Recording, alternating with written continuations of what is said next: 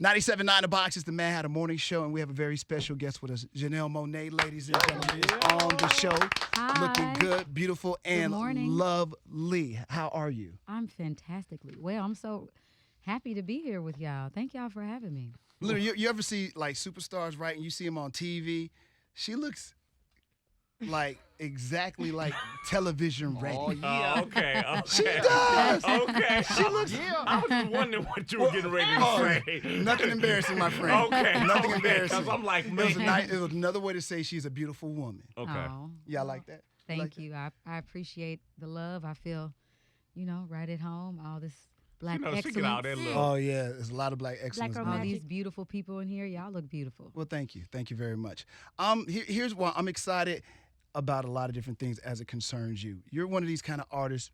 You literally do your own thing, and it's hard to put you in this box because you do so many things. Even if you listen to one of your albums, it's not your usual listen. Is this purpose? Is it planned? You will not be boxed in. I don't know if that's a fight. I don't know. I know you can do a pop song if you want to do a pop song. You've proven that. But then you'll listen to your album, and there's a little bit of everything on there. Interesting. To Interesting me, question.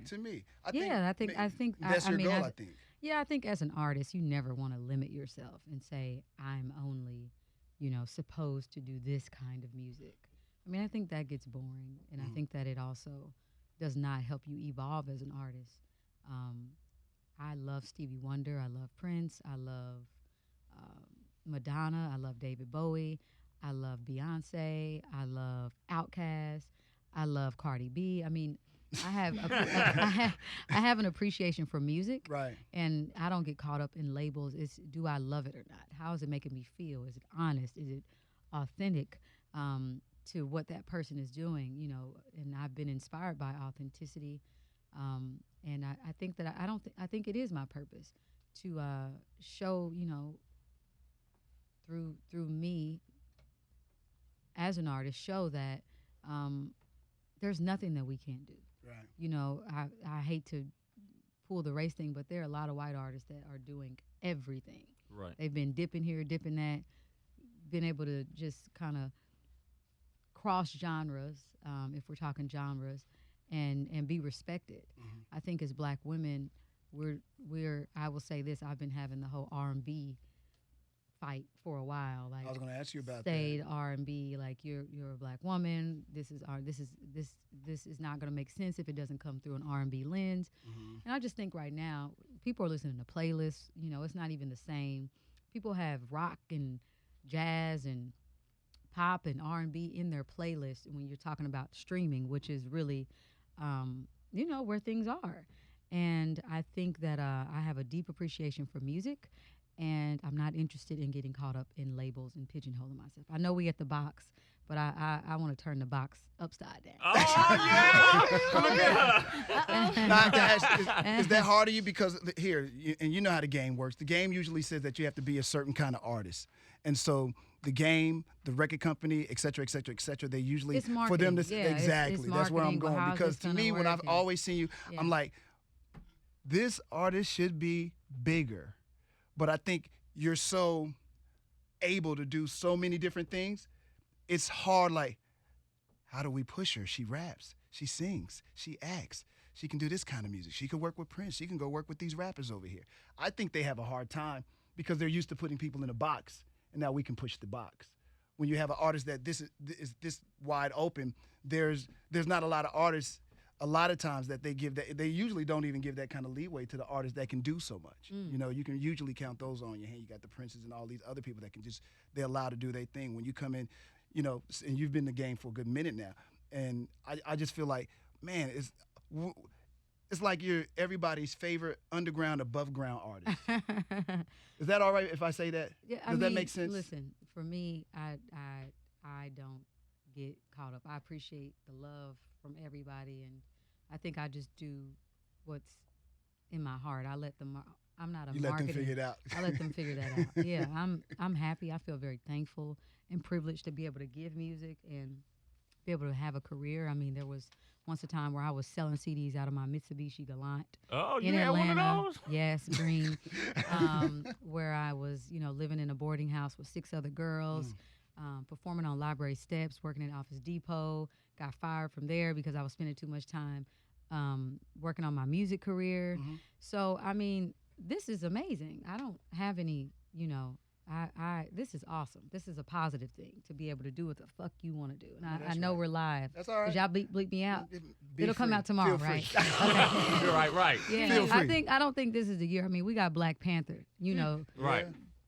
No, but people have said in the past, the marketing, even at Marvel, they didn't believe they in didn't that expect that comic. to- They yeah, didn't know you're that right. was gonna do what it's gonna do. You're right. So, listen, we in a time of Black Panther. This is not about trying to tell somebody what they can't do and what they shouldn't do and how to market something. The people know Right. what they want. The people will speak. When This you is- say and, that, it reminds me of that video you just dropped for Pink. Oh, you doing what you want to do. Oh, my God. I'm just like, that is a video.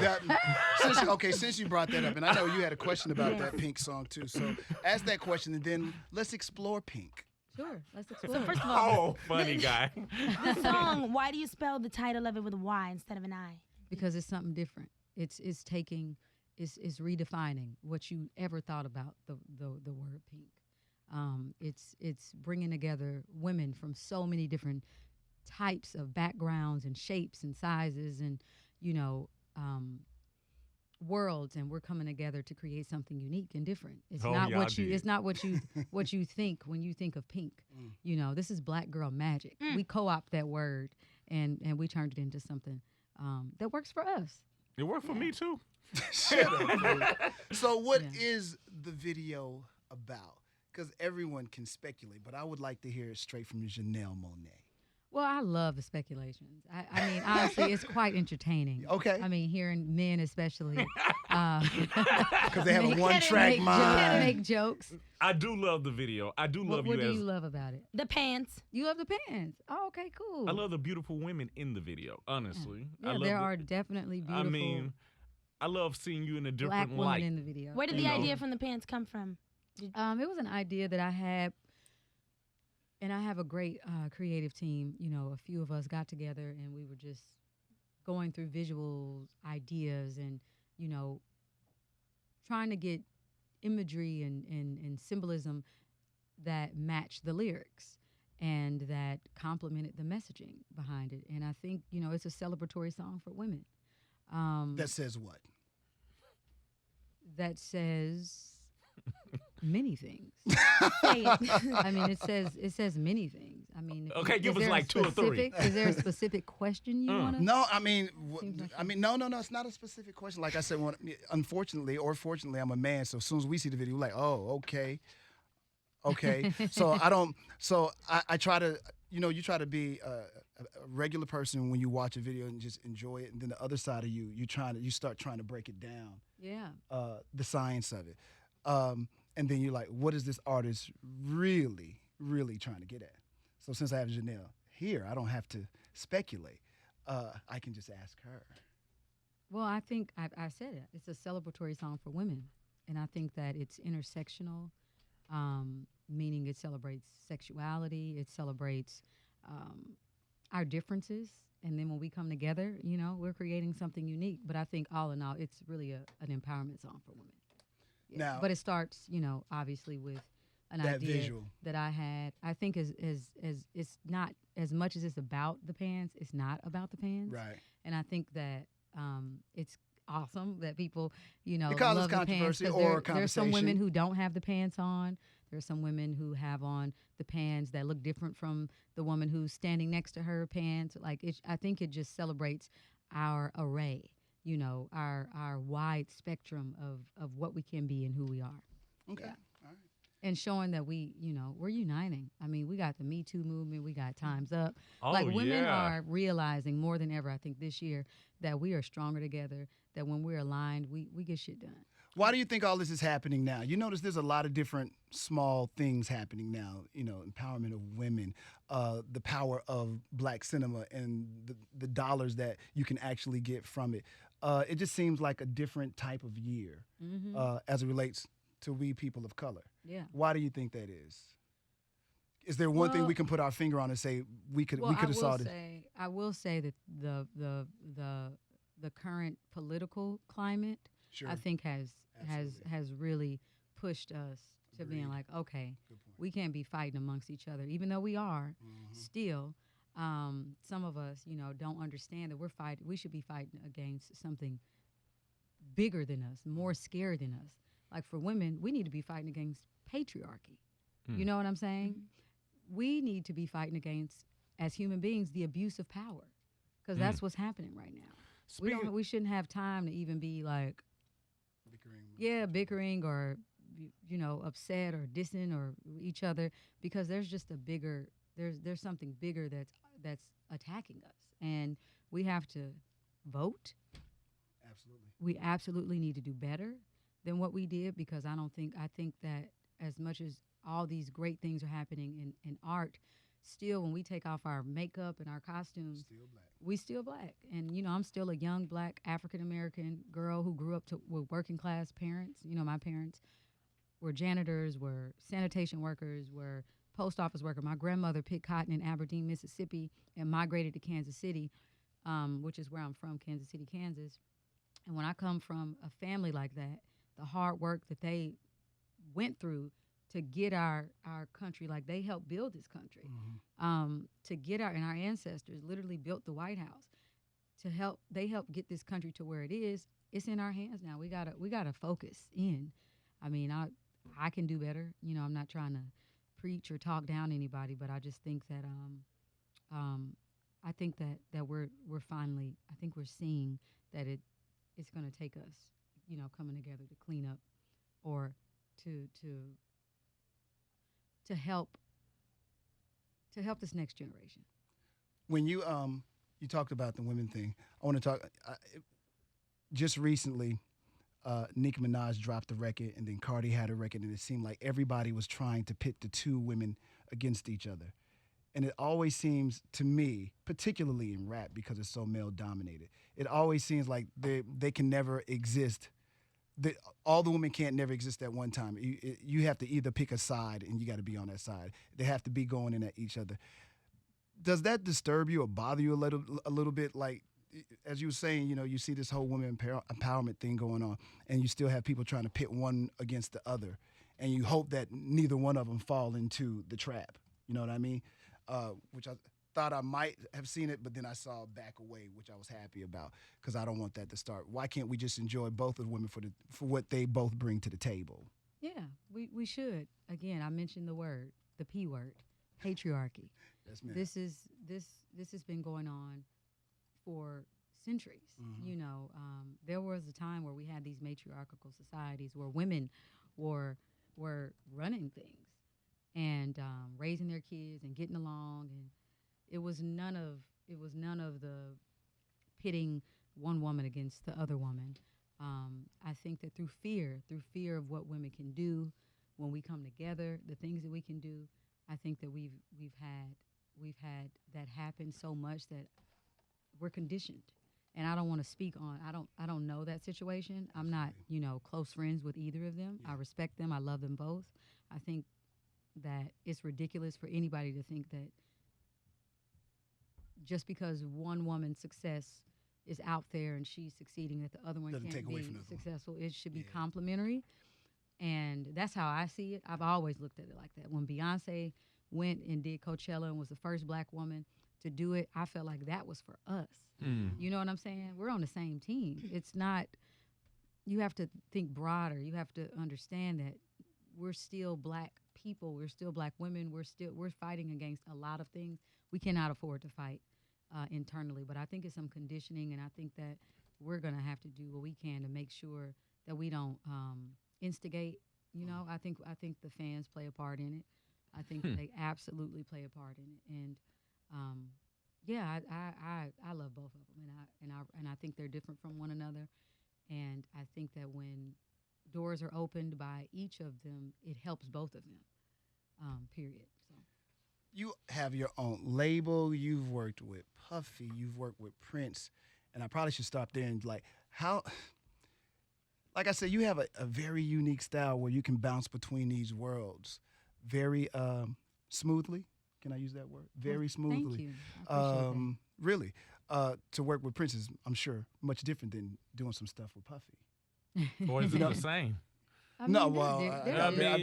doubt very They're seriously that. different. Yeah, absolutely. Yeah, they're different. I Because mean, both ambitious, though, Well- in Yeah. certain aspects, I'm sure that they're different. But at the same time, to get to a certain level, you have to have a certain level of ambition or a certain level of, or a certain work ethic.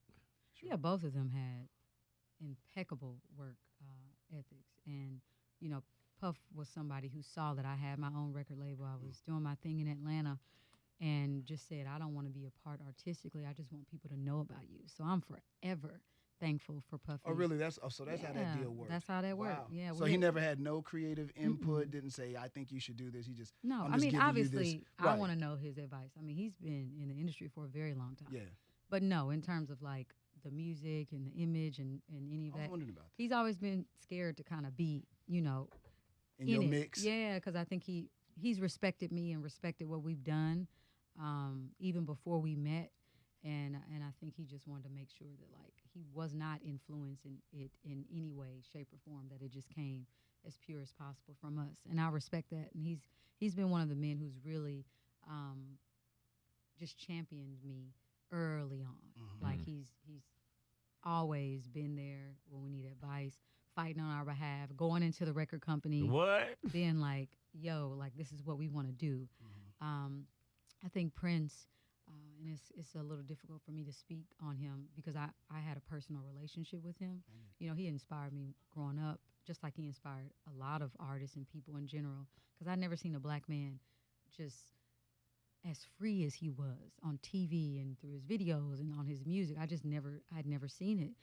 And I just thought it was the scariest thing, but also the coolest thing. Like that first time he called you and you went to the house, and how was that? Could you just let us know a little bit about that and that experience? Because I love Prince, so. Well, I think we all. If you don't love Prince, you probably have no soul. I mean, he's like, yeah. Well, I'm just being honest here. So how was that, man? Oh my goodness. So I was opening up for Raphael Sadiq, and this was like my first kind of promo tour, right before my first album came out, and it was when I did the EP Metropolis, and this girl, she had like curly hair like you, came backstage. I had a sinus infection. My nose was stuffy. I did not think I did a good job. I was like, oh my goodness, I just want to go home, and I was just not in the best of mood. She came, knocked on my dressing room door, and she was like, hey, I have someone who wants to talk to you. And I was like, who? First of all, who are you? How'd you get back here? She was like, my name is DJ Rashida, and I just have someone who wants to talk to you. And so she gave me a cell phone, and I was like, hello? And then I hear this voice say, hello, Janelle.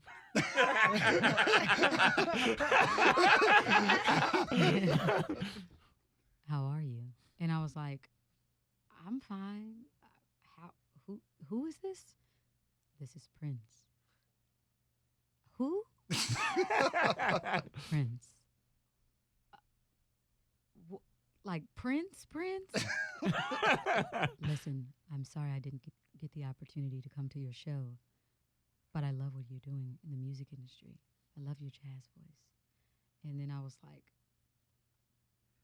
paused for about a good 60 seconds. I believe I didn't have anything to say. And he was like, hello. He's probably going to give you right now for just, I feel his spirit right now, laughing. And I said, I mean, this is just an honor. I cannot believe. He was like, listen, we're having a jam session. Would you guys like to come over and, jam? And then I was like, a jam session? He was like, yeah, a jam session. And I was like, yes. He was like, okay, bye, see you soon. Click. And I, to this day, I just could not, it was like one of those, how do you explain this to people? Yeah. I couldn't even get I couldn't even remember how the conversation went. It was one of those moments where I think I blacked out mentally because I could not believe that, first of all, Prince uses a phone. You know what I'm saying? You just think that, like, he does not do the normal things that we do. No doubt. I feel you. And I feel tell you, we went over there, my whole band and me, putting on, we had a church van, a white church van, and we couldn't afford a tour bus at that time. And it was raining, and we went up, we were in LA, and we were spraying on cologne and perfume. Like, that bus was so awful smelling. And we went there and we jammed from about 11 p.m. to about 7 in the morning. I believe it. Wow. You were not intimidated? This is not your usual jam session with Prince. No, it was not. I mean, it was just incredible. It's just, like, you wouldn't even believe it if I described it. It was absolutely incredible. But I'm saying all this to say that, you know, Prince really did give back his time to a lot of artists, including myself. And that's one of the things to me that's most impressive to him. You know, we know he's this incredible slayer of all guitars. Absolutely. You know, we know he's an incredible writer, performer. Like, there's nobody in this world that's like Prince. There will never be another Prince. But I think what gets overshadowed from what I saw off stage is his giving spirit. He would give to charity after charity. He would give to artists, and he just didn't want people knowing that he was doing that. He was very private about his giving. And he was on my last album, The Electric Lady. We did a song called Giving Them What They Love. Mm-hmm. And I mean, I thought I was going to have the hardest time getting him on the album. Really? The easiest the easiest person to get on the album. He was like, what do you want me to do? Like, he just let me engineer, like, everything. Like, so what did you say when he said, hey, what do you want me to do? I told him, because I had it in my mind, like, you don't come to somebody like Prince and not know what you want them to do. Yeah. Right. You know, like, you need to have some type of direction and some plan, so you can convince him. And I thought it was going to be the hardest thing, but it was like, it was just incredible. So he's dearly missed. I try to honor him whenever I can, you know, and yeah, he is just somebody that I think will feel his presence generation after generation after generation. He's transcendent. Yeah, I think sometimes some of your music sometimes has that Prince-like feel to it. It seems to be in there somewhere. You know, you mentioned Metropolis too. I know that was supposed to be a series of those. Mm-hmm. Is that ever going to resurrect itself, or are you done with that? Which is a deep concept. Can you explain the whole Metropolis? For real, I mean, this is when you know an artist is on another level. That's why when you first came, I'm like, man, I sure hope this one makes it, because you came out the gate with concept. And I don't, you know, companies, they just, you know what I mean? Sure. Can you explain that? Well, I mean, listen, you know, Metropolis, the Arcandroid Electric Lady, it's a more science fiction, far in the future concept that deals with the android. And the android is is a robot developing human characteristics. I use the android to parallel it to being a marginalized person in today's society. Mm-hmm. So the android is a new form of the other. So imagine, I parallel it to being in the LGBTQ community. Mm-hmm. That's a very oppressed group. Being a minority, you know, being from a poor class, being excommunicated because you challenge your church, you know, on certain religious beliefs. You have questions. Just someone who is pushed to the margins of society because of who they are and because they may challenge the status quo. So that's why I used the android, but it was more 2719. I think Dirty Computer, which was a concept that I've had before I did the Arcandroid, is more near future and right now. And I felt an obligation because, you know, when you're an independent artist and you have fans, you don't want to let them down when you get a deal, when you get like distribution. And I was like, I can't let even if it's 400 fans, I cannot let them down. Like, that's how hard I went for them, because there was a time where I didn't think this would be a career, because like you said, when you talk to companies, they're always trying to figure out, well, how do we market this? How do we strip this down to the most simple form so people get it? people have to get it, you know, and it's just like, I would prefer to just do things on my own terms. And I did that for a while, and I'm still doing it. Yeah, I but- think they couldn't deny you because you're an incredible performer. So I think you're performing and them seeing you perform is probably like they have to stick it out with this person. For real, I think they feel an obligation to stick it out with this person because, you know, sometimes you can have somebody, they pretty good in the studio, but they can't perform it. When you get a person that can perform on the level that you perform at, I mean, you go for what you know. I think you have to open the door to this artist and give them opportunity. Man, well, I'll say I this. think that's what happened. I've been very blessed to have a great partnership with, you know, Atlantic and Warner, and I think it's important for artists, if you're listening now, to take time to develop yourself before you get into these situations, because it's gonna go fast. You know, it's gonna go even as you know, the time that I'm taking to put into these projects, it's still at a faster pace than when I was just doing it by myself.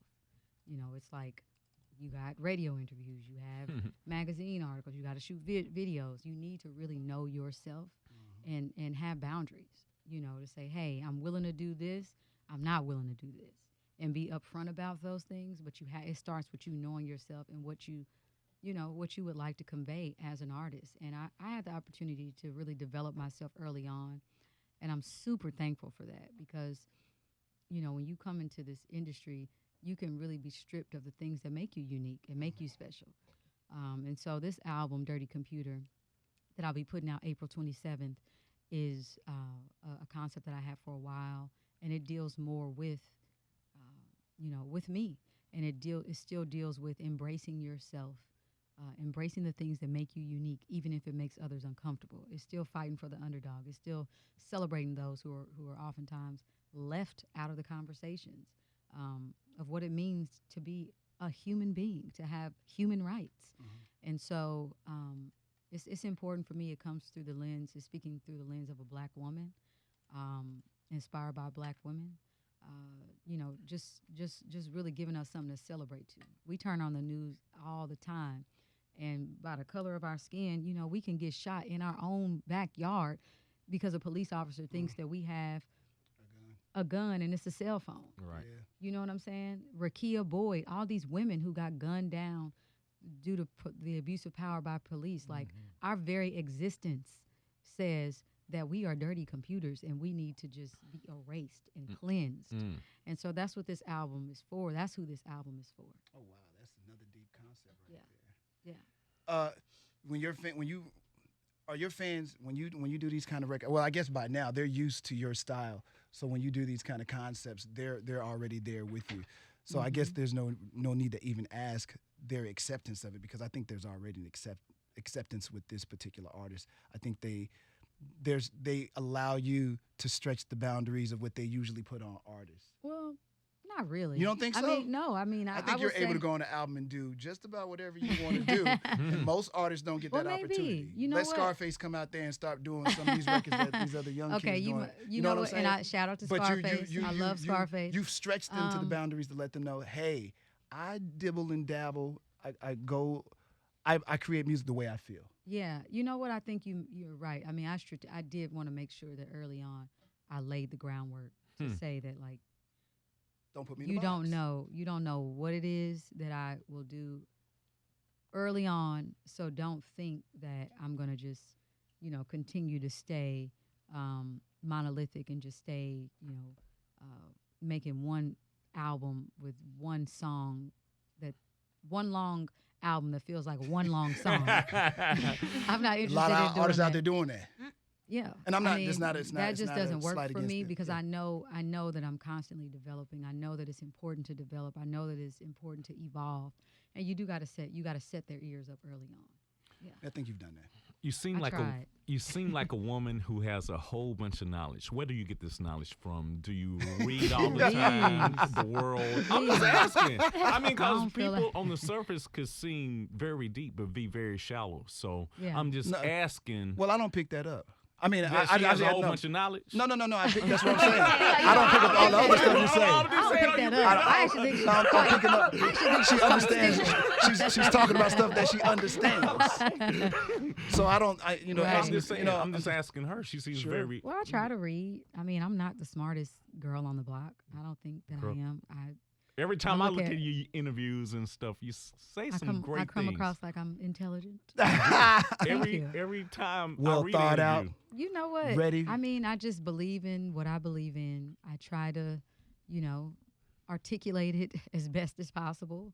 I think that artists have to be good communicators. I don't think that, it's about Can you just tell being all the so other artists out different, there that- so different and so unique that you're not communicating Right, properly. Because then, what's the point? If I have a message and I can't figure out how to articulate that properly, then it's not really worth anybody's time. And I try to make sure that I can articulate it as possible. I do read a lot. What's your favorite I can book? always read better. I'm reading this book, and it inspired the album. It's called The Great Cosmic Mother. Ah, Yes, I encourage everybody to read. Just read the first 3 pages. What's it and about? It's about the concept of women just being at the head of creation. wow. And it talks about how we were when we were in matriarchal societies before patriarchy, before people use religion and church. I would just say church to control us, to control the woman. Ah, So it's like that go- definitely is in when I know was he- I know writing. that This fool love to inspired. read right here. So If he you run guys into the wanna bookstore know- after we get out of here. Right. If you guys want to know what really inspired Pink, that book.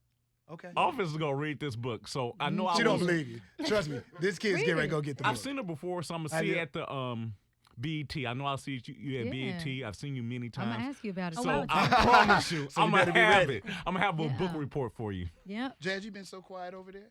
Have I? Yeah. Yeah. Okay, let's talk about Hidden Figures. So what was it like to be a part of such a historical story and being in that movie? Wow. Hidden Figures. Man, I mean, I didn't even know these women. I didn't know that there were 3 black women, or women in general, who were responsible for getting like the first American astronaut into space. And if it were not for their calculations that they did on hand, by hand, we didn't have calculators back then, 1 decimal off, John Glenn and all the astronauts would have died. So I didn't know that growing up, and when I read the script, it was a must do. It was like, I have to know. I have to let other people know about these American heroes, because that's what these women were. Mary Jackson, my character, Katherine Johnson, Dorothy Vaughn. These are American heroes, and it just made me more inspired to create this album, because I said our stories are being erased. They're not being told. And I felt like I had a deeper responsibility to tell my story, because who else is going to tell it? If we're not, as black people, doing all we can to get out our stories and show our range, to show that we were at NASA, we were also in, from the hoods to NASA, we have contributed so much to this country. If we're not doing what we can to redefine how we're perceived, I just think it'll be a sad case. So Hidden Figures was incredible to film. I felt a deep responsibility to those women, to their families, and I'm deeply grateful that I got the opportunity to be a part of it. Would you ever stop acting? I mean, would you ever stop doing your music to do acting full time? You can do both. Like, I grew up doing both. Okay. I was always in talent shows, at the mall, in school. And I was a drama club kid. I studied Shakespeare. That was my after school program. I was an international thespian. We went on competitions. International. Yeah. And that's really all I had. I mean, I don't know if y'all know a lot about Kansas City, but It's nothing. Kansas City, Kansas, in particular, Wyandotte County. Shout out if there's anybody here listening. I actually have a cousin who lives here, Shala. She probably might not be listening, but I love you. She's from Wyandotte County, Kansas City, Kansas, but it's the poorest county in Kansas City. Wow. So we didn't have a lot of money for arts and things. And so the programs that we did have were little, small, but they meant so much to all of us who were in there. Because you go down the street and your friend is getting shot and killed. Yeah. it's a lot of gun violence going on there, and especially in the summertime, it's a lot of that. You can go back to school and you might not have one of your classmates with you. So that kept me out of trouble. You know, I had the opportunity to have mentors who believed in me. My parents were working. People would come and pick me up, take me to school. Take me to after school program, all that stuff. It helped me. So when I got the opportunity to do film, I felt more complete because I felt like I was missing. Like even my mom, she was like, I don't think it clicked to her that I was doing anything. Like she was proud of me, but it wasn't until I got in Hidden Figures in Moonlight. Oh, that's my daughter. That's my daughter. No, she was like, you need to be doing movies because she grew up seeing me acting and singing, and she was just like, something's missing. So to her, you're an actress. No, to her, it's like I want you to be able to do both. For her, I think she does love movies. She loves music. I think she loves movies. I get you. Are you coming out with a film for the album? Yes, I am. When does that come out? The same day as the album. Okay. Yeah, I'm really. It was so stressful. they coincide. It's the album.